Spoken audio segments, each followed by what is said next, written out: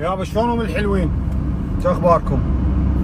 اليوم شفت صورة معلقين هيجي انه كاتبين قطعة انه لا تلبس شورت، لا تلبس برمودا،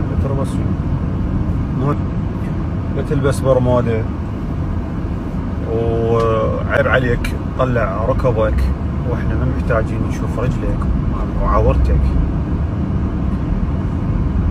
اني صراحة يعني اشوف الموضوع اوفر شوية، هي وجهات نظر، يعني اكو ناس تشوفها عيب وغلط، واني من الناس احكي كوجهة نظري، ما لي علاقة بغيري. يعني انا اشوف بيها ما بيها مشكلة، انا اشوفها حرية شخصية.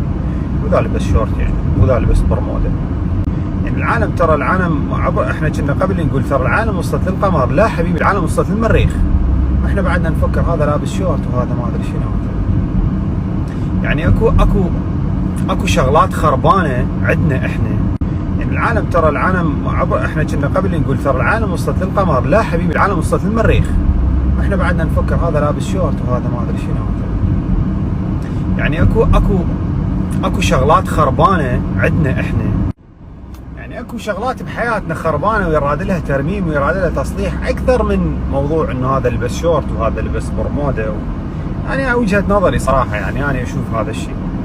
يعني بالنسبة لي ما اشوف اللي يلبس شورت او برمودا فد شيء غلط او عيب.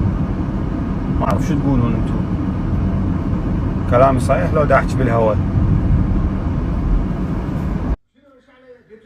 اتصلت بأحد المسؤولين بخصوص الأطفال اللي عندهم ضمور حبل الشوكي،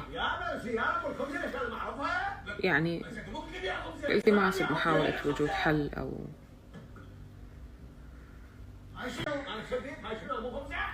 يعني هو جواب صادم، ولو المفروض ما انصدم.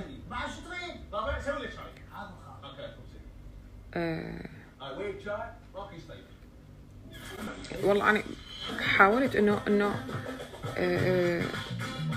يعني محاولة، قلت ليش بس واحد ينشر مناشدات وما أعرف شنو، خلي يسوي خطوة.